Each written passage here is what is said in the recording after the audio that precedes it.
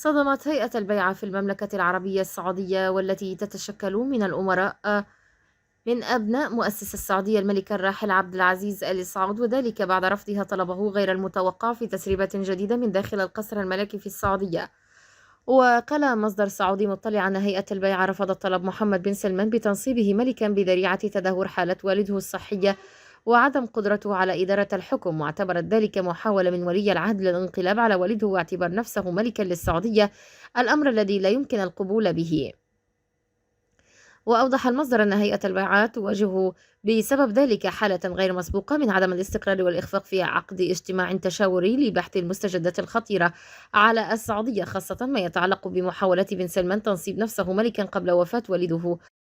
وحسب المصدر فإن أوساطا استخباراتية أخبرته بأن هناك محاولات حثيثة من قبل الأمير محمد بن سلمان ولي العهد لتطبيق هيئة البيعة ومنعها من عقد اجتماع تشاوري، مشيرا إلى أن أمراء كبار أوصلوا رسائل إلى الملك سلمان بن عبد العزيز يطالبونه فيها بضرورة التحرك لاحتواء الانعكاسات الخطيرة لمحاولة نجله وتولي العرش، خاصة وأن ذلك يمس مستقبل البلاد ومستقبل الملكية.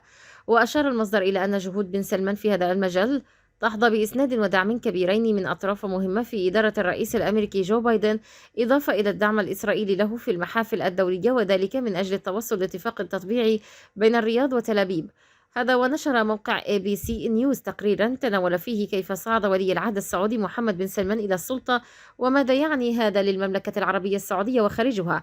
ونقلت الصحيفة عن شخصية رمزت لها بسلطان وقالت أنه من المملكة العربية السعودية لكنه يعيش الآن في المنفى في استراليا. وقال سلطان: لدي روابط عائلية تعود إلى المملكة العربية السعودية، لا أريد أن أخلق أي نوع من التعقيدات لأي شخص، لا أريد أن أقلق من أن أصبح جمال خاشقجي التالي، في إشارة إلى الصحفي السعودي الذي قتل في قنصلية بلاده في اسطنبول عام 2018. تلك جريمة قتل. تعتقد وكالة المخابرات المركزية الأمريكية أن محمد بن سلمان هو من يقف خلفها. يقول سلطان: يتم استهداف المعارضين في جميع أنحاء العالم، ولكن لا توجد طريقة رسمية لربطها بالحكومة السعودية، لذلك هناك خوف دائم. ما يجعل هذا الأمر أكثر واقعية بالنسبة لسلطان هو أنه كان يعرف جمال خاشقجي، وبالنسبة لأشخاص مثل سلطان فإن محمد بن سلمان قاتل، أما بالنسبة لآخرين فهو صاحب رؤية. ما لا يكن إنكاره هو أنه أحد أقوى الأشخاص في الشرق الأوسط بحسب الموقع. كارين اليوث هاوس، صحفية محررة أجنبية سابقة في وول ستريت جورنال، كتبت عن المملكة العربية السعودية لأكثر من 4 عقود، وأجرت مقابلات مع ولي العهد عدة مرات، تقول أن صعوده إلى القمة لم يكن مضمونا على الإطلاق. ولد محمد بن سلمان في العام 1985 لسلمان بن عبد العزيز الذي كان آنذاك أميرا وحاكما للرياض، وهو الآن ملك المملكة العربية السعودية، وزوجته الثالثة فهد بنت فلاح الحثلين. تقول إليوت هاوس: لدى والده 5 أبناء أكبر في عائلته، مما يعني أن محمد بن سلمان كان بعيدا عن الوصول إلى السلطة. لكن إليوت هاوس تقول أنه عندما كان محمد بن سلمان مراهقا توفي ولدان في غضون عام، وكان الأبناء الآخرون من زواج والده الأول مشغولين بأسرهم، لذا بقي محمد حقا مع والده ورافقه إلى كل مكان. التحق محمد بن سلمان بالجامعة في الرياض وحصل على إجازة في القانون عام 2007 في المملكة العربية السعودية، وهذا يعني دراسة الشريعة الإسلامية وكذلك القانون العلماني. بعد سنوات قليلة أصبح مستشارا لوالده سلمان الذي كان لا يزال حاكما للرياض، لكن الأمر لم يكن سهلا بالنسبة لمحمد بن سلمان. من 2005 إلى 2015 حكم المملكة العربية السعودية الأخ غير الشقيق لسلمان الملك عبد الله بن عبد العزيز. يقول سلطان أنه في عهد الملك عبد الله كان محمد بن سلمان معزولا وطرد من الديوان الملكي لسوء سلوكه كأمير شاب، وأضاف: كان محمد بن سلمان مشحونا بالكامل، ويقول عن نفسه أنه المسؤول الآن. كان يتنمر ويتحدث بوقاحة إلى الناس. كان الملك عبد الله ملكا عادلا للغاية ولم يعجبه ذلك.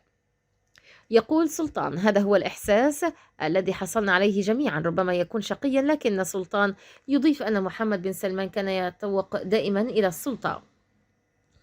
ثم في العام 2015 تغير كل شيء عندما توفي الملك عبد الله. أصبح سلمان ملكا، وقام الملك الجديد على الفور بتعيين ابنه وزيرا للدفاع في البلاد. تلقى ولي العهد الأمير سلمان بن عبد العزيز البيعة ملكا جديدا للسعودية خلفا للملك الراحل. بعد أشهر قليلة من توليه منصبه الجديد، أطلق محمد بن سلمان تدخلا في اليمن. بشكل عام يعتبر الصراع في اليمن حربا بالوكالة بين إيران والتي تدعم ميليشيا الحوثي والمملكة العربية السعودية التي تدعم الحكومة التي يقودها السنة، كلاهما يحاول الحد من نفوذ الآخر في المنطقة. أكثر من 300 ألف شخص لقوا حتفهم في هذه الحرب، سواء بشكل مباشر من الضربات الجوية أو بشكل غير مباشر بسبب الجوع أو المرض، بما في ذلك ما لا يقل عن 11 ألف طفل. وبحسب منظمة العفو الدولية، استمرت جميع أطراف النزاع في اليمن في ارتكاب انتهاكات للقانون الإنساني الدولي والقانون الدولي لحقوق الإنسان مع الإفلات من العقاب. في العام 2017 حصل محمد بن سلمان على الترقية التي كان يتوق إليها، وأعلن الملك سلمان عن تعديل وزاري كبير، حيث أصبح محمد بن سلمان ولي عهد المملكة العربية السعودية أو الخليفة المعين للملك. يقول إجرايم وود الكاتب في مجلة أتلانتيك الذي أجرى مقابلة مع محمد بن سلمان أن إحدى أولى خطواته كولي عهد كانت القيام بشيء استثنائي.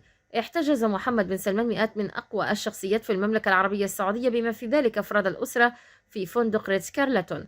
لقد كان محمد بن سلمان فعليا بسجن العديد من أفراد عائلته وغيرهم من الأمراء ورجال الأعمال البارزين في المملكة، ثم ذهب إليهم واحدا تلو الآخر وأجبرهم على تسليم مبالغ من أموالهم ضمن تسويات مالية، واحتجز بعضهم هناك لأسابيع. ووردت مزاعم بحدوث تعذيب لعله أكبر حدث وقع في عهد محمد بن سلمان في السلطة على الأقل من وجهة نظر دولية، حدث في 2 من أكتوبر 2018 عندما دخل الصحفي السعودي المعارض جمال خاشقجي إلى القنصلية السعودية في اسطنبول ولم يخرج. يتذكر سلطان خاشقجي ويقول: لقد كان لطيفا جدا، إن قتله أمر مفجع. كما يلخص وود: قتل جمال خاشقجي وتقطعت أوصاله في القنصلية السعودية في ظروف لم تعرف تفاصيلها بعد، لكنها في الأساس تعود إلى فرقة اغتيال سعودية أرسلت من هناك.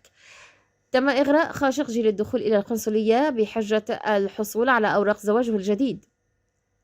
تعتقد اليوت هاوس أن جريمة القتل لا يمكن تفسيرها، وتضيف: أجد صعوبة في تصديق أن شخصا ذكيا مثل محمد بن سلمان يمكنه أن يأمر بقتل شخص كهذا. كما تشير وود: قالت الولايات المتحدة صراحة في هذه المرحلة أن تفسيرها للتسجيل الصوتي الخاص بالجريمة هو أن ولي العهد محمد بن سلمان كان مسؤولا في النهاية عن مقتل خاشقجي. وادعى محمد بن سلمان أنه ضحية في القضية برمتها، كما قال في مقابلة مع وود. وقالت في حديثي معه: كان محبطا للغاية من حقيقة أن الناس لن يدعوه ينسى ذلك. وقال: انظروا، لقد انتهكت حقوقي هنا لأن العالم يدعي أنني قاتل. مقتل خاشقجي لا يغيب أبدا عن عقل سلطان، ويقول وهو يمسك دموعه: أتمنى أن أكون هناك بطريقة ما، أو أن أعود بالزمن إلى الوراء وأقول لا تذهب هناك. وغزت السعودية مشاهد الانحطاط والانحلال بشكل غير مسبوق منذ تولي ولي العهد السعودي الأمير الشاب محمد بن سلمان ضمن برنامج دمر الصورة المحافظة التي عرفت عن المملكة العربية السعودية على مدار تاريخها. وأصبحت ممارسات الانحلال في زمن محمد بن سلمان جزءا من الهوية السعودية التي يفترض أنها تتمسك بمكانتها التاريخية كونها موطن الحرمين الشريفين. ووضع بن سلمان خطة يقول أنها تستهدف الانفتاح، لكنها تحولت بموافقته إلى موجة انحلال ضربت المملكة. وكان يدق ولي العهد في التنفيذ هو تركي آل الشيخ، رئيس هيئة الترفيه الذي يشرف على حفلات الرقص والمجون في الفعاليات الفنية التي تنظمها المملكة.